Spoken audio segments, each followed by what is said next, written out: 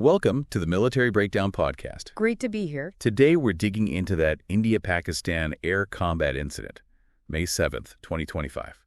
Right. A really significant event. It all kicked off after India's Operation Sindoor. Which itself was a response to the Pahalgam attack. And Pakistan, well, they didn't wait long to react. No, they didn't. Things escalated quickly in the air. So in this deep dive, we're going to unpack those events. We'll focus particularly on the air engagements, try to piece together the actions, the claims. And the fallout. What really happened up there? Exactly. Okay, let's start at the beginning. Operation Sindoor. Right. So the trigger, as you said, was the Pahalgam attack back in April 25. A terrible incident. 26 Indian tourists killed. Yeah. India's position was clear. The attackers were based in Pakistan, linked to the resistance front, which they connect to Lashkar-e-Taiba.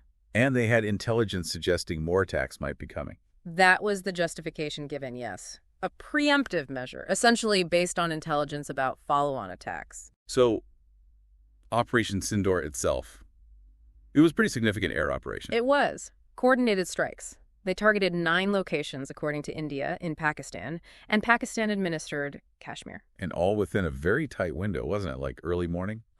Between about 01.05 and 01.3 India Standard Time. Very quick. India was very specific in saying they only hit terrorist infrastructure.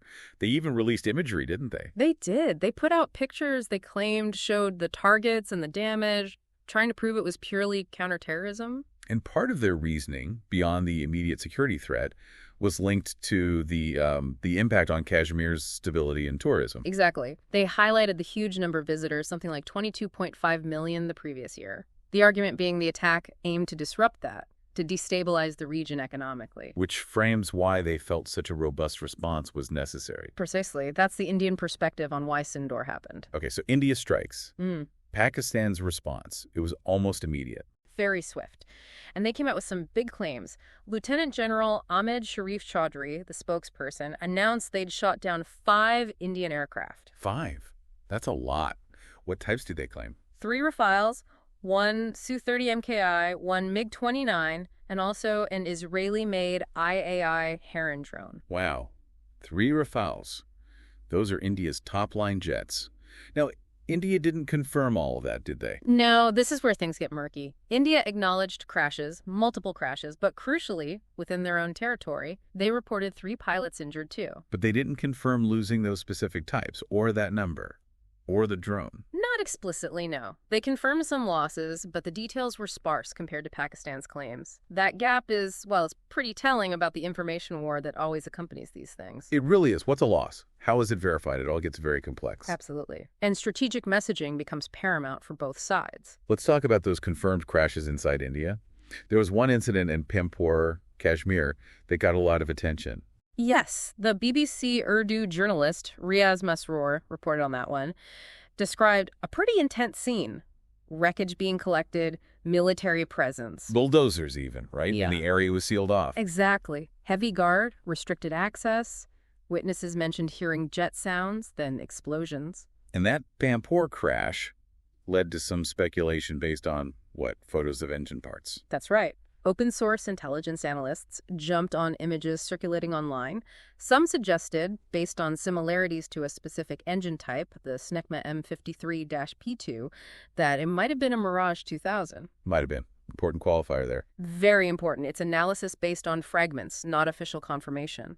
But it shows how people try to piece things together. Okay, but there was one loss the Indian Air Force did confirm. Yes, they acknowledged losing a Su-30 MKI. That was reported down in the Akhnor sector. And then there was that other strange crash in Punjab near Akalia Kalan, around 2 a.m. Yeah, that one was tragic. An unidentified aircraft came down, killed a civilian laborer on the ground, injured others. And initially, people thought it was a meteor. That was the initial local report, yeah.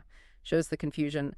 The timing, again, shortly after the main air activity, is significant. So we have these confirmed or acknowledged incidents, but then there are these other reports, mostly online, OSINT circles, suggesting even higher losses. Right. Some sources were suggesting maybe up to 6 Indian aircraft lost in total, if that were true. That would be huge. The biggest single-day loss since the 1971 war, potentially? Potentially, yes.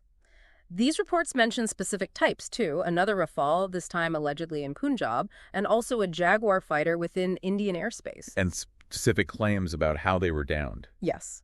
Defense Pakistan, for instance, claimed a Pakistani J-10C shot down the Jaguar. They even specified it was with a PL-15 missile. A long-range missile. Exactly. And they claimed the Jaguar was about to launch its own missile, a Rampage. Very detailed claims. And the Rafale alleged down in Pampur. International Defense Analysis reported that one was downed by a surface-to-air missile, a Chinese HQ-9B specifically. Again, very specific. And there were videos, images circulating online, too. Lots of unconfirmed stuff, yes. Purported wreckage. Plus, there was that finding of a French Mica missile. The air-to-air missile. Yeah, reportedly found still attached to its launcher rail about 20 kilometers from Bathinda Air Force Station. That suggests an air-to-air engagement definitely happened nearby. But just to be absolutely clear, the Indian government hasn't confirmed these additional alleged losses, the second Rafale, the Jaguar, the specific causes claimed by Pakistani sources. Correct. Officially, the count is lower, but these other reports and the Mica missile fragments certainly add layers to the story. It fuels the debate about what truly transpired. Let's shift to the human cost on the ground. Civilian casualties were reported by both sides. Pakistan's claims first. Pakistan reported 26 civilian deaths and 46 injuries resulting from the Indian missile strikes. They specifically mention an educational and residential complex in Muridke being hit. An educational complex? Yes, and damage to other civilian structures, including reports of damage near a mosque in Muzaffarabad.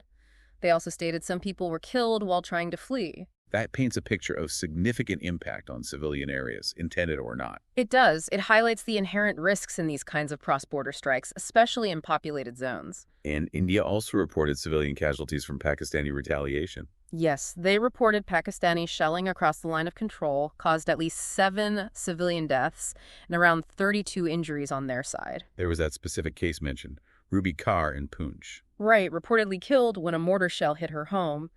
A terrible reminder of the cost for people living near the Lost Sea. The Indian Army later confirmed 3 civilian fatalities. So casualties on both sides. A grim consequence of the escalation. Undeniably.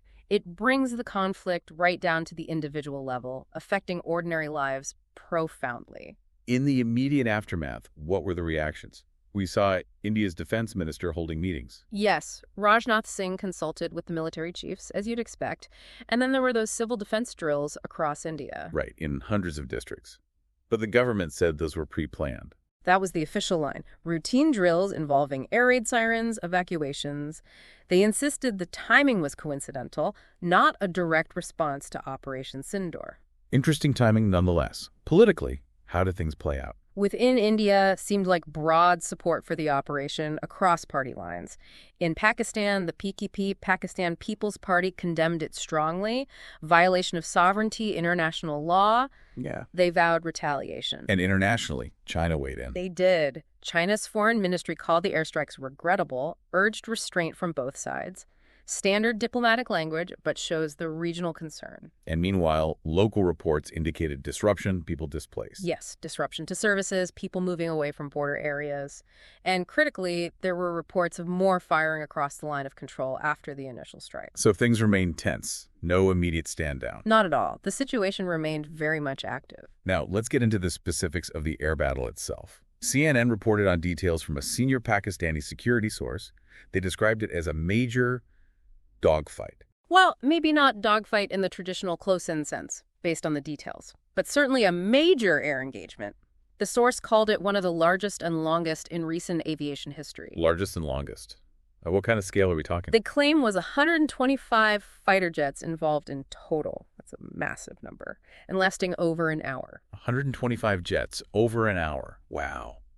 But crucially, this source claimed neither side actually crossed into the other's airspace. That was a key part of their account, yes. Intense combat, but all conducted from within their respective borders. Very different from, say, 1971. And the fighting involved long-range missiles. Definitely.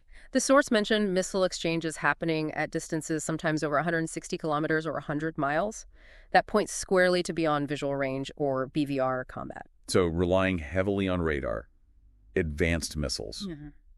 Not close-in maneuvering. That seems to be the implication. Using standoff capabilities, it changes the whole dynamic. Less about pilot skill and turning fights, more about technology, sensors, missile performance. Did this source offer a reason why they might have stayed within their own airspace? They did. They explicitly linked it back to the 2019 incident. When the Indian pilot was captured. Exactly. The source suggested that was seen as a humiliation neither side wanted to risk repeating. So, a conscious strategic choice, possibly, to avoid captures or wreckage falling in enemy territory. That makes sense. A psychological factor driving tactics. Potentially a very significant one. The memory of Wing Commander of Henandan Barthaman's capture could loom large.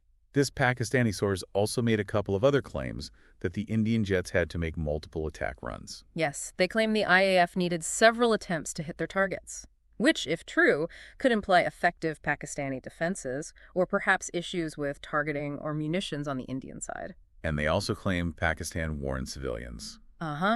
They asserted they took steps to warn civilians in potential target zones and succeeded in minimizing casualties on their side. Again, that's their narrative. Of course, important to remember the source. But it gives us a glimpse into how they framed their actions. Absolutely. It's one perspective on a very complex event. So, putting this whole May 7th incident in context, it feels like one of the most serious air clashes since Kargil in '99. Certainly seems that way. And as we touched on, if those higher loss figures for India are anywhere near accurate, it could be the IAF's worst day since the 1971 war. How does it compare to air power use in '71 or '99? Well, 71 was a full-scale war, massive air operations. Kargil in '99 saw more limited but crucial air power use, especially precision strikes at high altitude.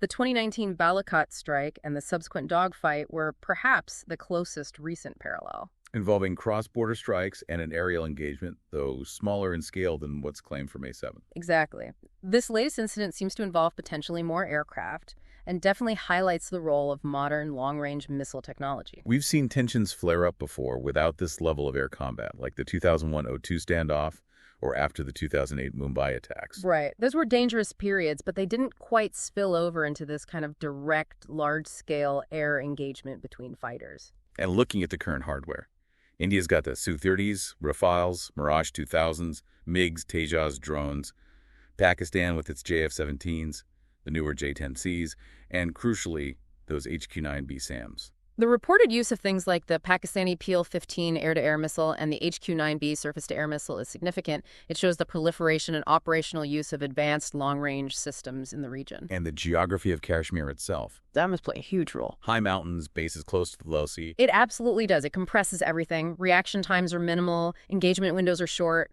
The high altitude affects aircraft and weapon performance. It inherently makes things more dangerous, increases the risk of mistakes or rapid escalation. You can see how quickly things could spiral. Very easily. The proximity means any border transgression, real or perceived, can trigger an immediate major response. And given all that, the fact that reports suggest both sides are still just watching each other with no clear de-escalation steps announced. It leaves the situation feeling quite tense, quite fluid.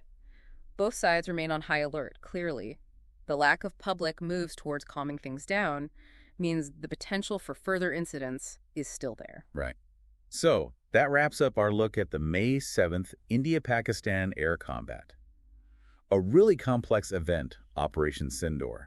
The conflicting claims about losses, the reports of that large-scale BVR engagement. The tragic civilian cost, and the tense aftermath. It definitely gives us a lot to think about regarding modern air warfare and the dynamics in South Asia. It really does. We'd love to know what you think about all this. Head down to the comments and share your thoughts on this breakdown. Yeah, let us know your perspective. And please do share this analysis with anyone you think might find it interesting. If you want more military deep dives like this, hit that subscribe button for the Military Breakdown Podcast. Definitely subscribe. And why not check out some of our other episodes while you're here? We cover a range of global military topics. Thanks for tuning in.